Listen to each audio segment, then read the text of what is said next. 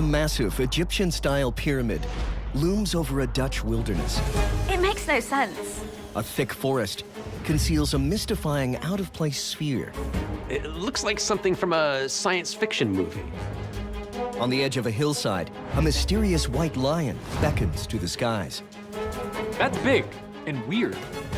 And a perplexing, misplaced surface invades an idyllic landscape.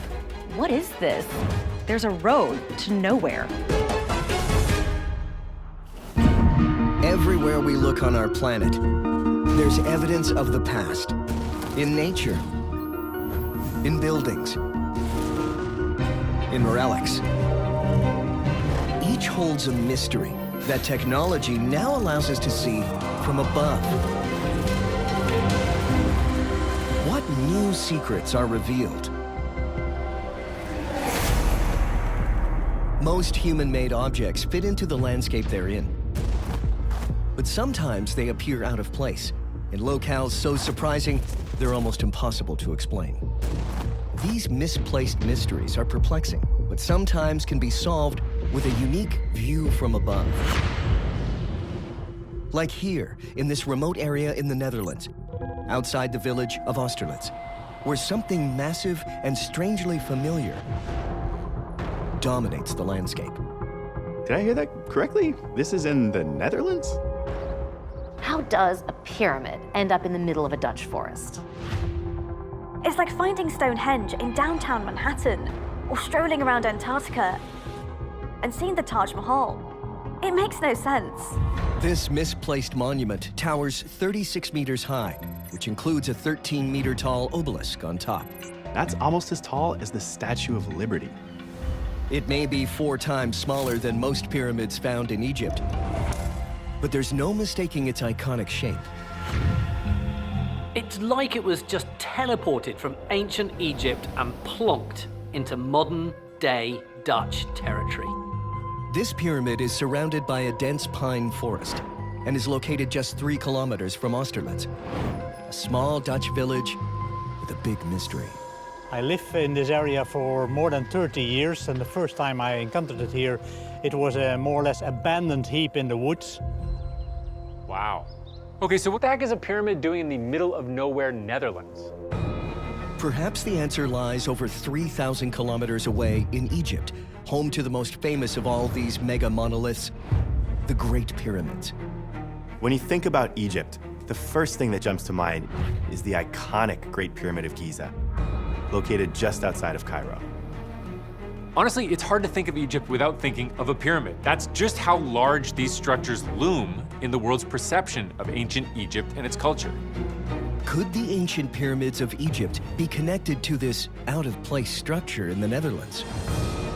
It's believed the pyramids were built circa 2600 to 2500 BCE.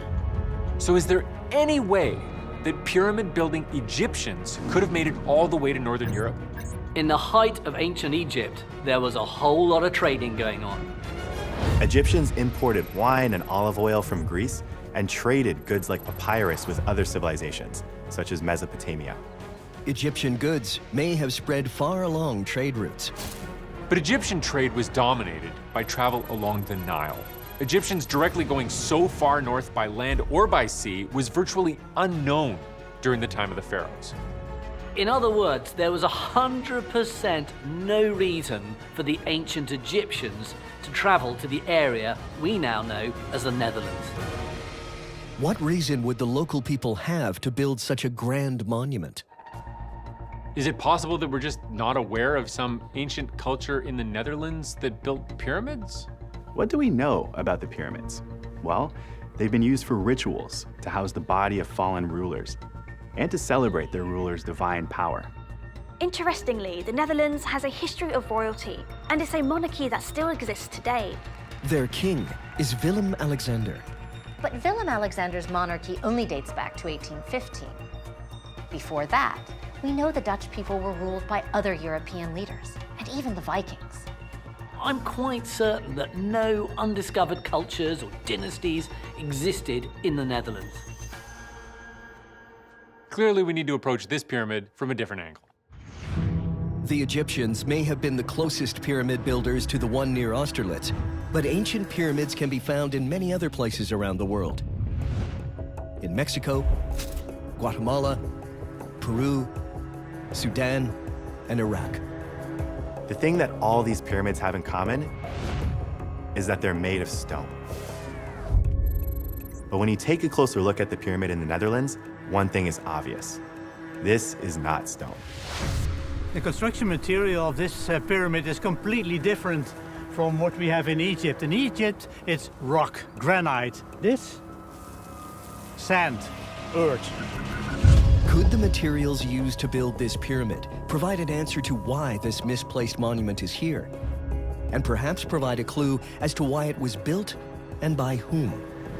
When you see a structure like this, built from these types of materials, you have to wonder, is it possible that this pyramid began as some sort of natural formation? Almost 1,600 kilometers away, in Transylvania, local legends claim the pyramids of Sona are the graves of giants that once lived there. Others claim ancient treasures are buried underneath. But scientists are absolutely insistent that they are just large mounds of dirt. And just under 600 kilometers to the southwest, eerily familiar formations dominate the Bosnian countryside. These landforms are called the Bosnian Pyramids of the Sun, and some believe they're remnants of the oldest pyramids on Earth.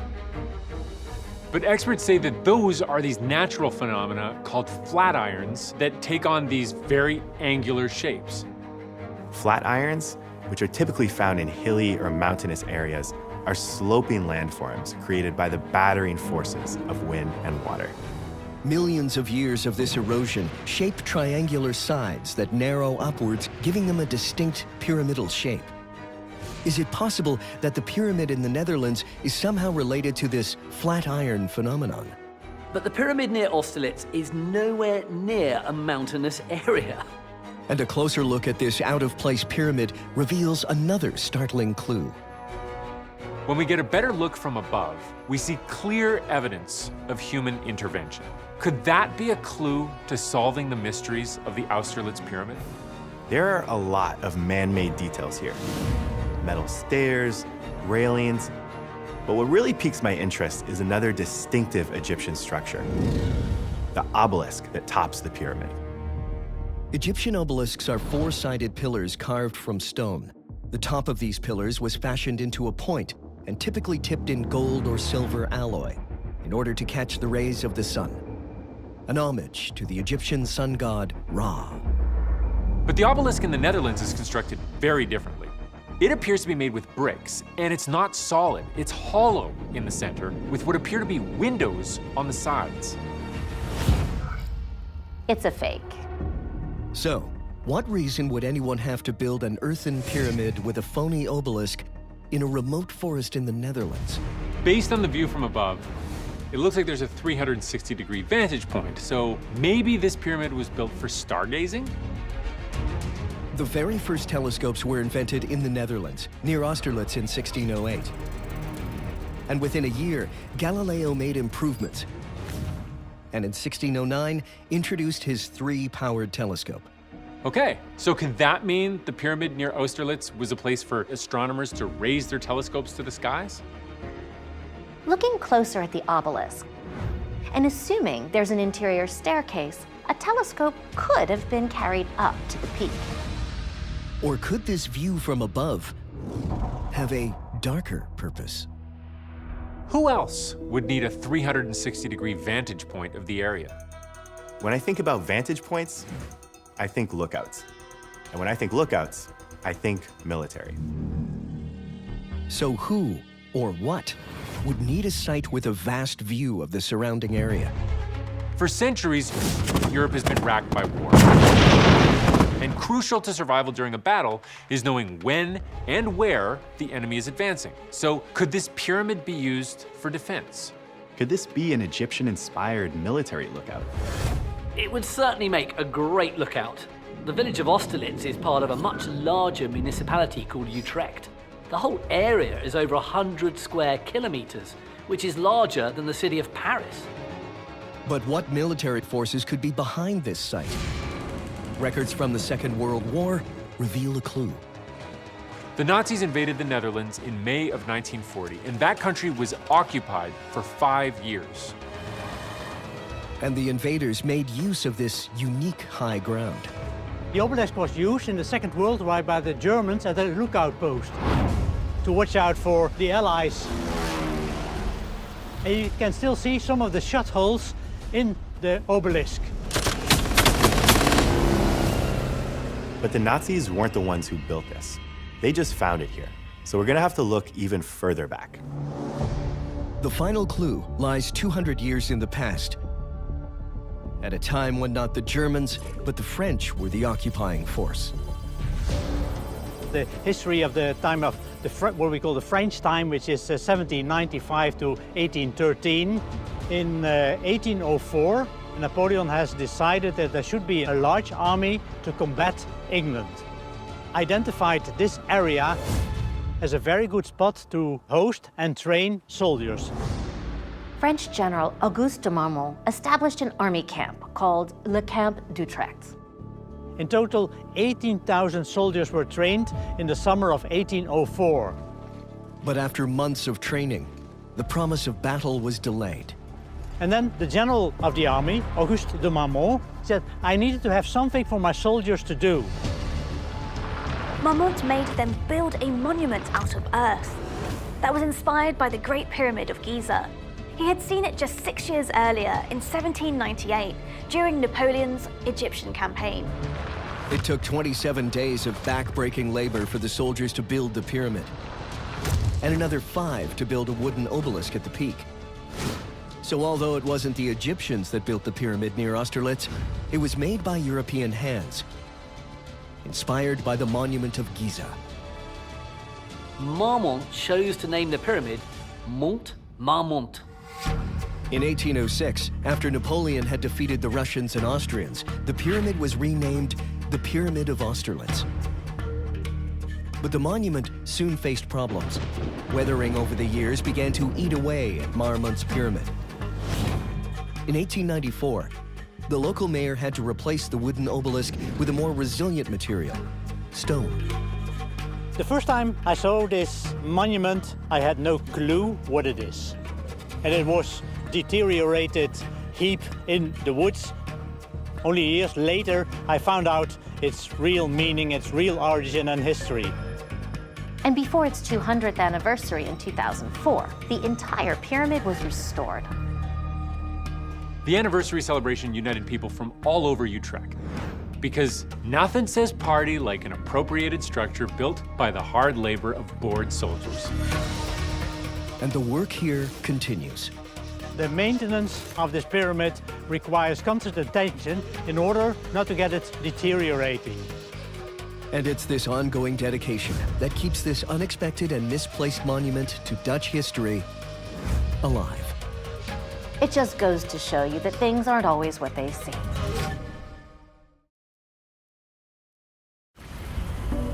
Near the remote Russian city of Dubno, within a landscape of only earth and trees, a shocking and unexpected shape is discovered. Whoa. It looks like something from a science fiction movie. It looks like a very unnerving, unblinking eye with a white contact lens staring at me. It looks so out of place. It's in the middle of a forest surrounded by this lush greenery.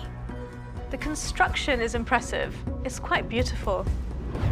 The trees that I'm seeing all around this tell me that this thing is massive. This mysterious object has a diameter of 18 meters, about the length of 10 human bodies. What is the function of a structure like this? Where did this come from? Who put it there? What's inside this sphere? Is there some kind of evil supervillain's lair inside? What is this thing? My brain wants this to be a planetarium or an observatory or some other dome-shaped building. Perhaps there's a clue, roughly 2,400 kilometers away in Rome, where an ancient dome dominates a world-famous site. This is the Pantheon. This ancient temple has roots back to around 25 or 27 BCE. And it's truly a marvel of engineering. About 43 meters across and 22 meters high, it was the largest dome ever for centuries, up until modern times.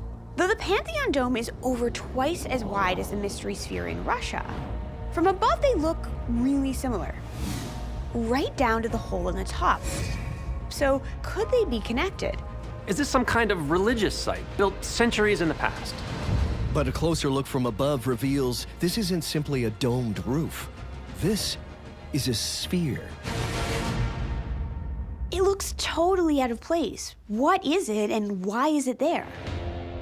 Other enormous spheres have been found around the world. Could it be something from an ancient culture? Costa Rica has over 300 giant spheres that have been attributed to the now extinct Diquis culture. Archaeologists believe that they were placed in lines near the houses of chiefs. But their exact significance is not yet understood. If we move closer to the view from above, the Dubna ball is not stone. It's got evenly placed horizontal and vertical lines. It is clearly human-made. But when and why? The surface looks like metal, so it's not an ancient construction. So what kind of more modern invention has this kind of shape and could turn up somewhere unexpected? Could the Dubna ball be something left over from World War I or World War II? It looks a lot like a bomb. Lethal remnants of war are scattered all around the world, where deadly conflicts were fought at sea. A naval mine looks a lot like the Dubna ball. They're large, self-contained explosive devices designed to destroy ships and submarines. Positioned secretly underwater, naval mines are triggered by the approach of an enemy vessel. So, could this sphere in Russia be a forgotten naval mine? The Russian sphere is obviously not in the water, but it's not far. The Dubna ball was found just under a kilometer from the Volga River. Is it possible the forest was used as a testing site for naval mines? But naval mines are usually far smaller than the vast Russian sphere, easier to hide in enemy waters. And there's another problem. There's no other signs of military activity or unexploded ordnance in the area. And the nearest military site, the Russian Defense Ministry's Research Institute, is over 80 kilometers away in the city of Tver. Okay, if it's not a bomb or a naval mine, what is it? What reason would anyone have to build such an unusual structure in the middle of nowhere? There could be a clue on the other side of the ocean, in the rust-red canyons of Utah, where a sudden and unexpected sight takes the world by storm. A stunning 3-meter-tall metal pillar appeared in the desert sometime in 2016, but it went apparently undiscovered for 4 years until wildlife researchers flying in a helicopter spotted it from above. And it wasn't long before the pillar drew worldwide media attention. Journalists suspected it was built by minimalist sculptor John McCracken, but no one knows for sure. The original monolith disappeared in secrecy one night. But the mystery spurred a movement. Copycat artists erected monoliths in California, New Mexico, and Romania before the media circus was over. Could this trend for stealth art have spread to Russia? Is it possible the giant sphere is an enigmatic art installation? It could be some kind of social-political commentary. The circle often symbolizes unity, but this sphere is made of metal, which usually symbolizes unyielding power. I mean, it's a plausible theory, but there could be something else going on here. Could a clue be hiding inside? Oh, I can see there's a way to get in. There is a kind of entranceway that has been very roughly torn out. What we see inside is just an empty shell. It looks industrial, like it had a function. Could it have been built for some kind of protection? Look at all that space. Whatever this is, or was, it sure looks like it was meant to hold something massive. But what? What about a bunker? Could this giant sphere be a shelter from the Cold War? That could make sense. During the Cold War, bunkers were built all over the world because of the threat of nuclear annihilation. Russia has constructed thousands of bunkers in the last century. Tens of thousands of nuclear doomsday bunkers were built in Albania as a response to the threat of invasion during the Cold War. Yes, but those bunkers are made of concrete and half buried underground.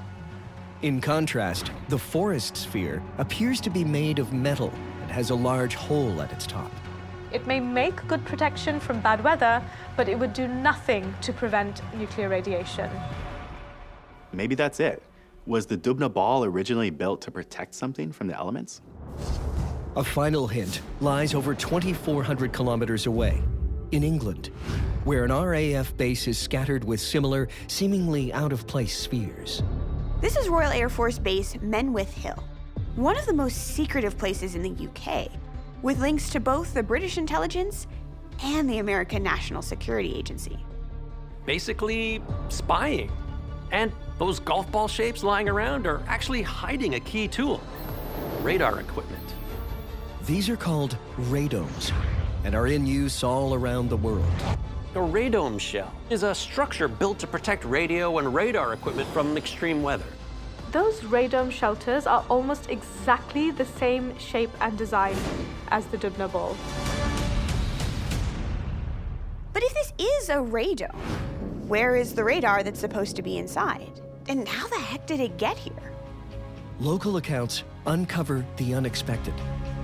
Rumors from locals say that the Dubna ball was first spotted in the forest in the 1970s, and that the Soviets were trying to transport it with a helicopter. The cable suddenly snapped, sending it hurtling into the trees, and ultimately it was decided that it was too expensive to retrieve it. And since it was stuck in completely the wrong place, the radar equipment never arrived, leaving the radome an empty shell. Today, the sphere is a fading landmark, a lonely monument to the misplaced. It's funny how a simple accident during the transport of this radome shell has turned into this long-lasting legacy and mystery here in the forest. Context is king. Objects stripped out of their environment lose so many facets of meaning. But big objects like this that are forgotten for so long, they can be kind of an awesome mystery. Deep in the English countryside, near the village of Whipsnade, a mysterious image on a hill appears totally out of place. A bright white depiction of a lion dominates this green hillside overlooking a modern road. And this strange figure is massive. That's a gigantic lion. It's 147 meters long. That's big, and it's weird. I mean, it could be something that they just put there, or it could be some 1,000-year-old monument that stood the test of time. Why would someone spend a ton of time in England constructing an image of a lion the length of a cruise ship? And why is it here? What is this huge white lion even for? Lions are a truly noble animal, and they deserve an iconic image on a hillside. But it does seem a bit out of place. For starters, lions don't come from England. Today, there are two types of wild lions that exist on Earth. African lions that range all over sub-Saharan Africa, and then a smaller population of Asiatic lions that live in India. But their ancestors had a much bigger range.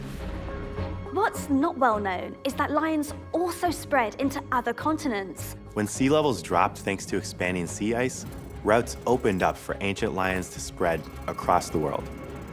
However, they became extinct everywhere, but Africa and India thousands of years ago. But did these ancient Ice Age lions ever reach England? There is evidence in the fossil record of an ancient species of lion that did roam around this part of the world. Panthera spelea, European cave lions, lived here for almost 500,000 years before going extinct about 12,000 to 14,000 years ago. And Stone Age humans would have been roaming around here too. So is there any chance that they decided to make a record of a huge predator stalking the land? Could this massive hill drawing be a Stone Age relic, representing a mighty cave lion? Cave lions were very impressive, larger than modern lions. But here's a key difference. Cave lions didn't have manes. So if this isn't a Stone Age lion, what else could be going on? Is it somehow connected to lions as a symbol of royalty? Perhaps a clue can be found in Britain's recorded history. The most famous British sovereign associated with the lion was Richard I in the 12th century. His reputation as a fierce warrior earned him the epithet Richard the Lionheart. But these 12th century royal motifs had a unique look. I mean, I don't want to be rude about medieval artists and say they're all rubbish, but most of those artists had never actually seen a real lion. It would make sense to think that the people who drew this lion on the hillside had seen actual lions, because it's actually pretty realistic and has about the right proportions. So whoever made this mysterious image must have come face to face with the real thing.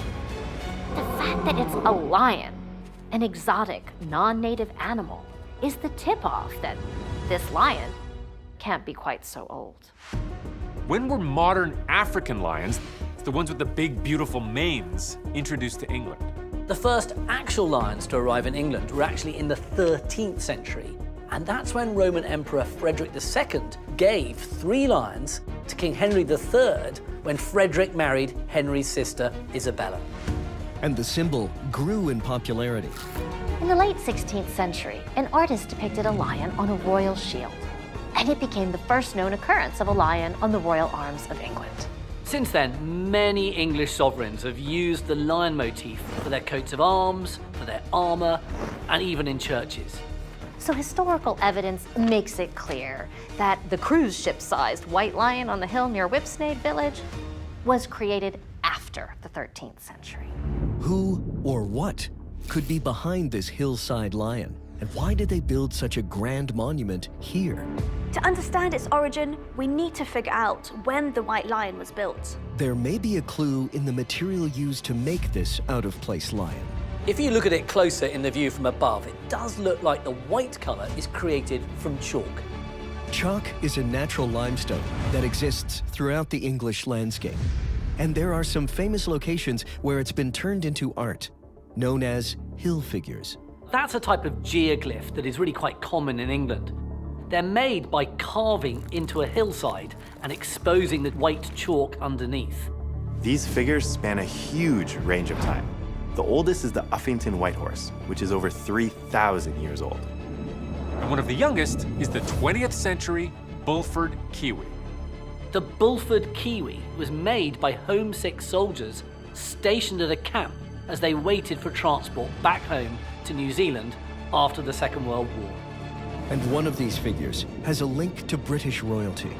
This is the Osmington White Horse, built in 1808 to commemorate a royal visit to the area. At 98 meters high, the Osmington White Horse was constructed to honor King George III. Could the hillside lion be another royal monument? Maybe our white lion was made to honor another monarch. Certainly, that image of a lion is absolutely synonymous with British royalty. A view from above, from the past, reveals a critical clue. Based on historic records of the landscape, the Whipsnade White Lion didn't exist on that hill until the 1930s. A finished version wasn't there until 1933. Could the lion be connected to Britain's monarch of the day? Is it possible that the Whipsnade White Lion was made to honor King George V? That's Queen Elizabeth II's grandfather. It's a good theory, but we need to know more about this area and who built the lion to discover who it might be for. Could it somehow be connected to the military, like the Osmington White Horse? Witness accounts recall the Whipsnade White Lion was camouflaged by army troops for the duration of World War II. But was it a military symbol? Did they own the hill that it was on? The Ministry of Defense owns over 750,000 acres of land across the country, making them one of the biggest landowners in the UK, along with the Crown, the Forestry Commission, and the National Trust. If you look at the land records from the First World War, what they show is that the military owned parcels of land around the Whipsnade White Lion, but not the actual land it is on. So, who does own this hill and the misplaced lion? And the same records show that up until the mid-1920s, at least, the land of the Whipsnade White Lion was old farmland with a dilapidated farm called the Hall Farm. A rundown farm has no reason to put a huge lion on their hill. In 1927, the land was purchased by a new organization, the ZSL. That stands for the Zoological Society of London. But why would a zoological society buy a derelict farm? I'd assume they bought it for the most obvious of reasons. To build a zoo. The construction of Whipsnade Wild Animal Park began in 1927. Here comes Noah's railway ark, the zoo on wheels. Workers received camels, elephants, and llamas from the local railway station. And literally just kind of walked them to the zoo. The Zoological Society of London worked to promote worldwide conservation of animals and their habitats. So by May 1931, Whipsnade Wild Animal Park became the first open zoo in Europe to be easily accessible to the public. And in November of that year, construction began on the massive hillside lion. The Whipsnade White Lion was crafted from a design drawn by a Mr. R.B. Brooke Greaves. The lion figure was dug into the chalk hill with picks and shovels and hundreds of hours of hard labor. And a year before the chalk lion was complete, the first real lions arrived at the zoo by 1932. I still don't get why they decided to build an enormous white lion on the side of the hill. Doesn't that seem a bit extreme? Perhaps the answer lies in a more modern trend of images meant to be seen from above. Coca-Cola created one of the most famous examples with this logo. Made from 70,000 bottle caps on a mountain on Cerro Sombrio, Chile. This is known as geo-branding. It's advertising for the jet age. By inserting themselves into commercial airliners, views from above, these companies found a captive audience. They're like billboards for the skies. Maybe the Whipsnade White Lion was an early attempt at geo-branding. Is this hillside figure another billboard meant to be seen from the air? But that is not exactly the heyday of air travel. In the 1930s, advertising was pretty much limited to paper, radio, and billboards. Commercial flights were nowhere near as common as they are now, so making an ad that you can only see from above would have been a bit of a waste of time. But even though this isn't advertising, it is meant to be seen from the sky. Records from the zoo reveal the true history of this seemingly out-of-place figure. The lion was originally created to indicate the position of Whipsnade Wild Animal Park. But it wasn't for advertising. The Whipsnade White Lion was in fact a message, a giant icon intended to warn off low-flying aircraft in an effort to keep their noise from frightening the zoo's animal population. And after decades as a familiar part of the landscape, the lion has become a beloved local landmark and an ongoing project. Over the years, the Whipsnade White Lion had deteriorated from unruly weeds. Thankfully, volunteers used their sweat and 800 tons of chalk to restore the lion to its original glory in 2017. Today, the animal park continues to celebrate its historic hillside sign, the majestic white lion, which is still best enjoyed from above. Far from any city, in the dense forests of the Czech Republic, the view from above reveals an unexpected shape hidden among the hills. Here we've got this beautiful aerial view, rolling hills in the background, but one thing really stands out. There's what looks like a giant concrete rectangle. It's so strange. What is this? Why is it in the middle of nowhere? And why was it abandoned? It's absolutely humongous. The area measures 60 meters wide and 520 meters long, about the size of the Lincoln Memorial reflecting pool in Washington, D.C. So if it's around the same size, is it possible that this is a pool? Just like the monument in Washington, D.C. It really does look like the foundation of a pool. And this might sound crazy, but the Czech Republic loves its enormous pools. Roughly 200 kilometers away, the Czech city of Brno is home to the world's longest swimming pool at 390 meters. Another 140 kilometers from there, the city of Ostrava houses one of the world's largest swimming pools at 41,200 square meters. And this isn't just some modern Czech fad. Pools have been popular here for a really long time. In the Czech city of Teplice, some Roman and Celtic coins were found in baths from their ancient springs. And that proves communal bathing was enjoyed by travelers and locals there more than 2,000 years ago. These ancient communal baths became spas, and today the Czech spa industry is incomparable. But it doesn't just have spas, it has spa towns. Now there are 20 of them. One of the most beautiful is Jindřichův Hradec, with over 21,000 inhabitants. I've been to the Czech Republic. Those are people who really know how to live.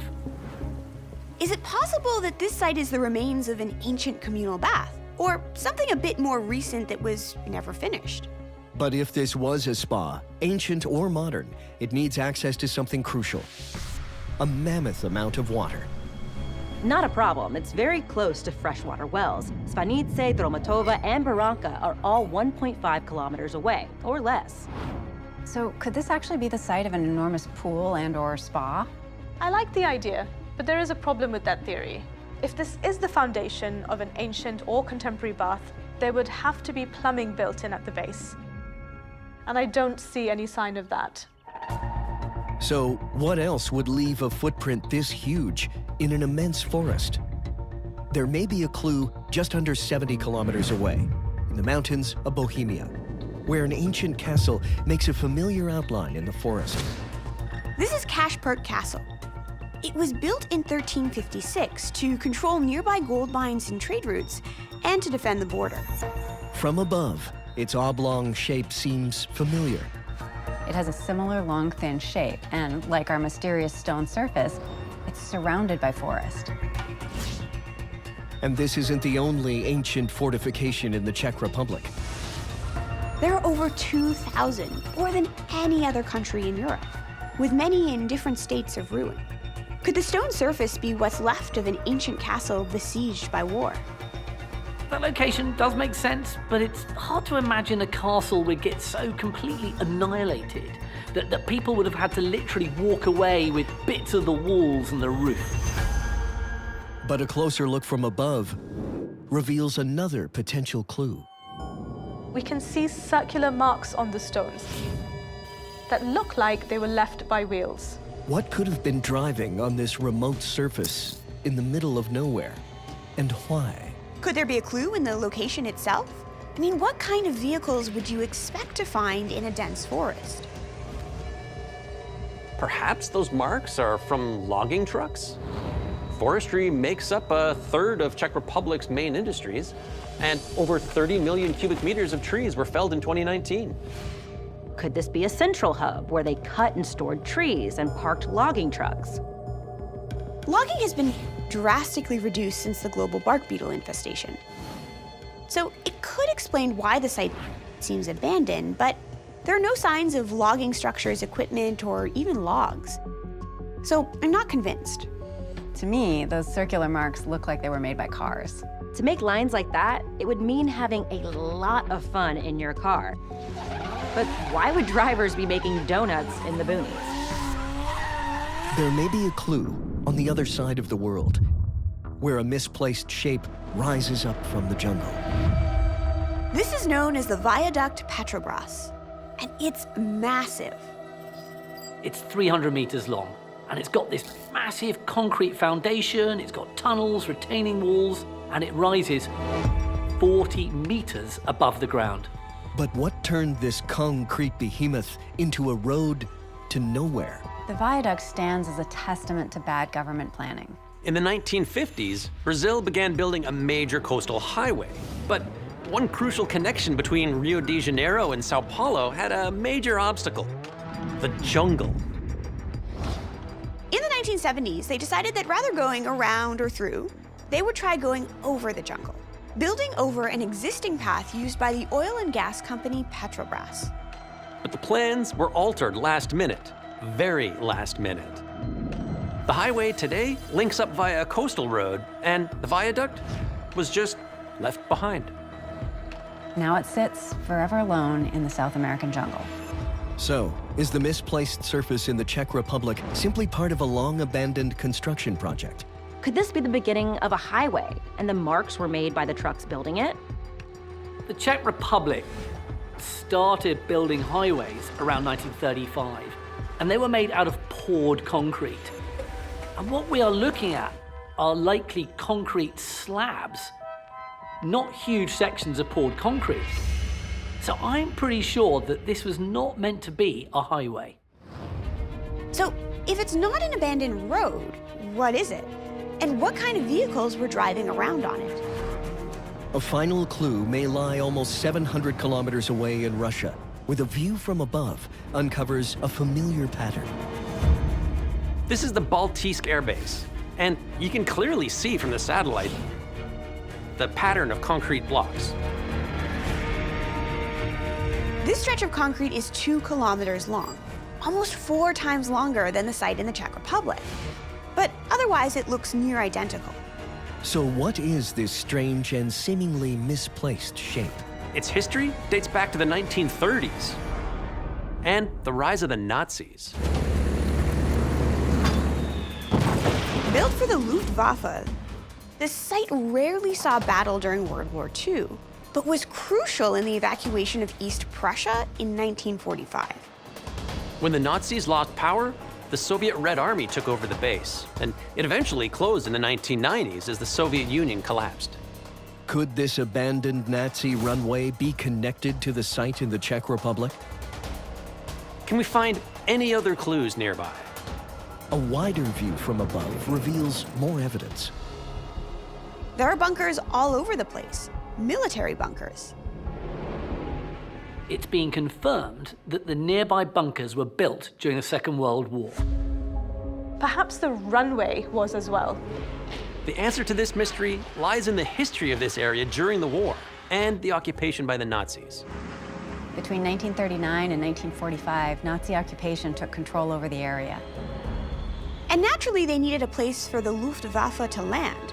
So they built an airstrip right here in the forest. The airstrip was known as Haylock. It was built for the Nazis in 1942.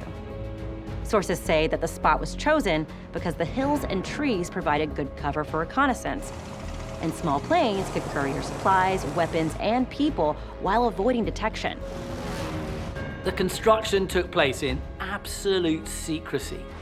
But what locals say is that the site was so marshy and heavily wooded, hundreds of tree stumps had to be pulled from the ground and then chopped up and loaded onto tractors for removal. This was very time and labor intensive. An enormous amount of manpower was needed to build this airstrip, so Jewish prisoners wearing yellow armbands were forced to construct the site. But why was this remote Nazi runway abandoned? Sometime after the war ended, the airstrip was considered unsuitable for aviation because of the incline, so it was eventually abandoned. The runway remains a relic of a dark past. And is a chilling stone monument to our not-so-illustrious history. I think it's interesting that an airstrip in the middle of nowhere is a way to see the history of the Czech Republic, to see the history of Czechoslovakia, and you would never expect it to be there. From an out-of-place pyramid to a puzzling sphere, an unexpected hill drawing, and a hidden forest runway. These mysteries of the misplaced are revealed thanks to the unique vantage point provided by the view from above.